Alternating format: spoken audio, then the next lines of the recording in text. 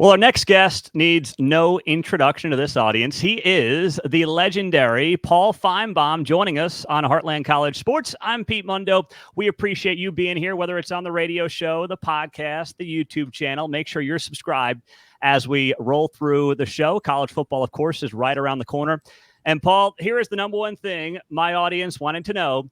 Do you hate the Big 12 Conference? I do not, although I appreciate the question, though. I just, for whatever reason, just seem to be bumping heads with this conference over the years. I think it really started with TCU a couple of years ago, and it just never seems to end. This week it was Oklahoma State. I'm hoping. I don't know who you think. Where do you think I should take it next week, Peter? Well, there's a lot of options, as you know. There seems to be a lot of drama in this conference. Would you say this much, though, Paul? When you look at the Big 12 landscape, is it the best conference in the country at the top? No, it's not. But will it be the most entertaining conference in America come November? I think it could. And to me, not to try to patronize you and the network here, but if you had told me on July 20th, 2021, when the news broke that Texas and Oklahoma were leaving, that this conference would still be healthy and we would be having substantive conversations, I would have been shocked. I thought it was dead. So I think Brett Yormark and a lot of folks out there have done a really good job of salvaging what looked like a beaten down conference to a very entertaining one. I live in North Carolina, and I could walk down the street every day and not hear a single thing about the ACC. And I bring that up to point out that I really think that the Big 12 is far more interesting and entertaining than the ACC, which used to think of itself as a competitor to the Big 10 and the SEC. So when you stack the hierarchy, I mean, is it clear then that the Big 12 is that number 3, even though there's probably a gap between 2 and 3? Are they number 3? And is there a path to kind of create this power 3 one day with the ACC maybe on the fritz right now? I think the ACC is the key. And I don't know any more than the next person on the litigious future of that conference, but it seems perilous. Mm-hmm. And when you consider that the two biggest names in the league, Florida State and Clemson, are at war with the conference office, it's really a bad look, especially FSU. So, where do they go and how do they accommodate? And I think that's pretty obvious why they went out and brought in SMU, Stanford, and California. Of the 3, SMU probably brings the most to the table from a football standpoint. I don't know what in the world the other 2 are doing in there other than they're great academic institutions. And as we both know, too often presidents who know nothing about college athletics make these decisions. Ain't that the truth? Now, what about, you mentioned kind of the Florida State Clemson deal. From your sources in the SEC, is there really an appetite for more incredibly competitive football programs in that league? Or do you think they sit there and say, we don't need more of a footprint here. Why are we going to basically eat our own? I don't think there's any appetite right now. I've watched this thing over 3 years to try to incorporate two programs into the SEC. It's very difficult. I mean, they didn't even come up with a plan until Wednesday of this week for a tiebreaker system. And even that one goes on for about 60 pages. So things are complex. I think a lot of folks are still wrapping their arms around it. The SEC has to determine to go to 9 conference games ultimately, which they will. So no, I don't think they really want to incorporate. And as you know, every time you bring in a new school, that means the pie gets divvied up even more. Mm-hmm. And right, I mean, they are just now starting next week the brand new ESPN ABC contract. So having working at ESPN, I don't think they're eager to pay more money just to get a couple of more schools. And who would they get? The North Carolina is the name you hear the most. Well, okay, I mean. Does that mean anything to SEC fans in Alabama or Louisiana or Texas? Not really. Mm-hmm. So Paul Finebaum, of course, is joining us here on the show. Let's go to something you just referenced earlier. That is Mike Gundy. Of course, your comments this week about why would you go play for Mike Gundy after he said earlier in the week that basically he's done talking contracts. He's done talking money with guys. Your take was, listen, it's a new world in college football. But is it unreasonable, Paul, to sit there if you're a coach and say, just like you and I sign contracts, radio, TV, hey, the deal is set. we're not doing this stuff in season. We'll talk to you in December. Why is that unreasonable for Mike Gundy? It's not unreasonable, and I want to make it clear. A caller asked me about this, and I was just simply riffing. That doesn't mean that I'm taking back what I said. I just want people to understand that I didn't sit around like a Supreme Court justice for months coming up with that declaration. The reason why I criticize it is not that it was wrong. I mean, yeah, I've been around a while. I tend to think that was probably a smart thing to think, but is it a smart thing to say in 2024? When that headline gets disseminated, I'm on Get Up yesterday or First Take, one of the shows this week, and it comes up and it goes out. And if you're a high school player in Texas or somewhere else, you're going, that guy doesn't like NIL. And I realize in the same conversation, we're talking about a QR code on the helmet. So it's really the messaging. And you can like Mike Gundy or not. But the problem is, in today's world, he came off, in my mind, as kind of the get off your lawn guy. And before anybody says, have you ever been to Stillwater for a game? I have. I was out there in 2013 when College Game Day came there for the Baylor game on a late November day that was sleeting, snowing, raining, and about 28 degrees. So I got a good taste of Stillwater, Oklahoma. Thank you. Well, you got to get there in September, October. The weather's a little better than Paul. I've rarely been. And being stupid, I went out there without a coat, and I'm on the game day set. And they had Kirk Herbstreit had to throw me his hat because I didn't realize I was just kind of a hanger on that year that they will go out and buy you clothes for the event if you really want it. So, when it comes to NIL, there's been these rumors, reports that I guess there were a couple of situations last year, and maybe this is going to continue on, where players are holding out like days before big games for checks. Is that happening? And if so, what does that mean for the future of NIL in college football? Peter, it is happening. You look around, why do certain players leave? Let me give you an example.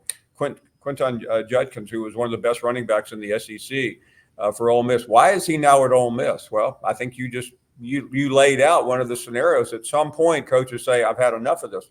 I heard stories in Pasadena that Alabama players were hitting up coaches on the way to the national semifinal about what am I getting after the season? And you wonder why a week and a half later, Nick Saban said, you know what, I've probably had enough of all this. So it's going on.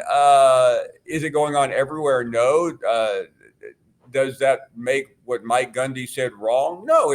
I mean, he's correct in what he said. The problem is, does he hurt you? Do you hurt your program about being honest? I mean, we've all faced that situation where we're in a workplace and if I raise my hand in a meeting and tell the boss he's a moron, everyone's going to say, you're right. But will it get me fired? Yeah.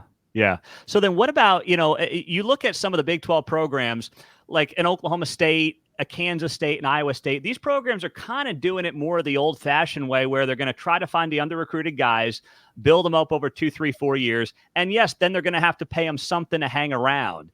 Is that model still going to be effective, or are we looking at a world where the Big 12 could be left behind? It's a dangerous place to be right now. And I'm a big admirer of a number of programs. You mentioned K-State, Kansas, I think is a remarkable story. I had Lance Leipold on our show about 3 weeks ago. And I really like what he's doing. And it's sustainable within a certain framework, but does it play well against the top dogs in the league in college football?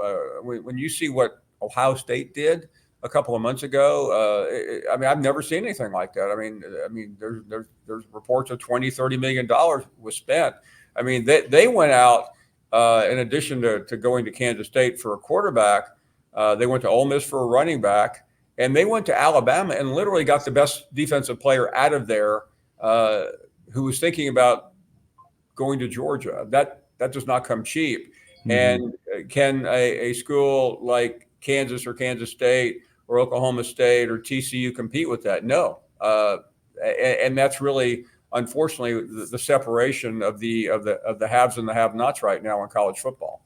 Now, when you look at the NIL game, Paul, you see a situation right now at Colorado. There was a report here this week that they met, or a former staffer met with the Saudi Arabian private equity firm that's dealt with Live Golf to try to get some potential cash infusion. And that's $1 trillion operation. We've seen what they've done overseas with soccer, with, of course, Live Golf, as I mentioned. Is that now a realistic future for college football? And if so, where does it end? It could be. I mean, I've heard a lot of Wall Street people look at college football and talk about how it is undervalued. It's hard for me to believe, with all the money that happens at the highest level. But these guys are always looking for something to invest in. And I mean, yeah, is it dangerous? Sure. But I mean, if it was going to happen, I would think what happened to Colorado with Deion Sanders. So then what's the answer here? Is there a way to protect the integrity? I mean, it's cliche when you say it, or is it just, you know what, this thing is on the rails, it's going where it's going, and we're just going to have to kind of hang on and see where it all lands? College football doesn't have any integrity. And I say that as someone, Peter, who at the beginning of my career was an investigative reporter for a newspaper. And I really thought I was going to save the world by finding out whether some college paid some high school recruit $500 and gave him a free suit. I mean, you think about where we are now. I mean, everyone puts on a good game, the conference commissioners and the presidents, and they overuse this phrase student athlete, but that's not what we're talking about here. Mm-hmm. And I understand it. I don't really blame the players. They see what's happening, and they go, why can't I get mine? Mm-hmm. And it's already seeping into high schools in a lot of the big markets where high school football is king. And the NCAA is a weak operation. We know that. They have very limited enforcement powers. They can come down on Jim Harbaugh, who's never coming back to college football, but they really can't come down on a legitimate program unless they want to spend the next 3 years in court. Yeah, that's very true. Now, when you look at the Big 12, Paul, there's no blue blood in this conference. We know that could be entertaining. It may not be good at the top for the conference as a whole. But if you were to place a bet on who's going to be that team, or maybe a team or two that rise to the top over the next half decade in this league, who would you put that money on? Well, I mean, I think you start with Utah. To me, they are a legitimate program and have been for a very long time. I still think there's some really good schools. I mean, the Kansas State duo, I think, is significant, even though they do it a little bit differently. And even though I would probably fear for my life this weekend in Stillwater, Oklahoma. That's a program that does take things rather seriously. And I think TCU is another one. My producer is a TCU graduate, so I know more about TCU than I really want to know. Well, speaking of them, then, I mean, if he's all in on TCU, is Sonny Dykes able to build a program that's more like it was 2 years ago, getting to a national championship, or is this program going to be more of what it was last year, which is 5-7, missing a bowl game? Yeah, I mean, I don't see. I think the odds of them getting to a national championship game are pretty slim. And frankly, they caught a bad break. Everyone just conveniently forgot that they beat Michigan to get to the national championship game. But that didn't stop there. All of us in unison saying, how did we end up with this game? Yeah. I'll tell you a funny story. I've sat with Stephen A. Smith before last year and railing about the absurdity of allowing TCU to be in the national championship game. I was also in California on the morning of the game on First Take when Stephen A. Smith predicted TCU to beat Georgia for the national championship. And by the way, I'm not saying something that's secret. I mean, a million people watch the show. But that's how quickly things change because of a terrible performance. So with that being said, then, when you look at, a recent conversation you had with Lance Leipold, you've, said some nice things about Lance and what he's done with that KU program. This is the best turnaround since, is there anything that compares to what KU's done in 3.5 years under Leipold? Not really. But I think the problem that comes from success is what happens next. And I know Lance Leipold's name came up for jobs last year, and so do you. And I believe it will happen again. I think that's always the downside. As great as these stories are, and they are, how do you turn them around? How do you maintain? How do you keep the coach there when one of the big dogs comes along? But I don't have a comparison because Yeah. it's so rare to see something like that. TCU maybe didn't surprise me as much because I mean they are historically a big time program. Kansas is not. Yeah. Now, when you look at the Big 12, they've got the auto bid, so they're most likely going to have a bye in the college football playoff. Do you see the auto bid system hanging around, or is there a day when the SEC and the Big 10 say this is ridiculous? We're giving auto bids to teams that, they may perceive themselves as having teams better than and the 2, 3, 4 slot. I think it will change. If I remember this correctly, to get this system in place, there had to be unanimity. So it's hard to explain. I thought it was hilarious a couple of weeks ago in Dallas at the SEC media days when Nick Saban, who participated in the system, said, "I don't know why we can't have the 12 best teams." Well, because you have people in a room who have to get along, and you have to bring a lot of people in. But I think that is changing, and you've heard about this SEC Big Ten cabal. That's exactly what it is, and they will. There were some reports that the Big Ten wanted an automatic number one seed for either the Big Ten or the SEC, which I think is patently ridiculous. But it also could be utterly ridiculous to see if we get a very low rated conference champion from the ACC or the Big 12. We need to do it. We need to reshuffle the deck here when the new contract comes along in 2026. I'm not advocating casting the ACC or the Big 12 winner to the hinterlands, but we really ought to seed this thing as the 12 best teams, not the 4 protected conference champions. Well, think about it too, right? You could have an undefeated Liberty win its conference and take a 4 seed away from the Big 12 or the ACC champion, depending on where everybody's ranked. So that's a world that's not unrealistic, Paul. No, I mean, there's some very strange. I've seen, as you have, Peter, a lot of the projections for the playoffs now that we're on the door of the football season. To go back, not to give a historical lesson here, but this was agreed upon 3 years ago, and it was supposed to start in 23. So when they finally got to the table to salvage the 12-team playoff before 26, everyone had to make compromises. So I'm pretty certain it won't look the same. Yeah.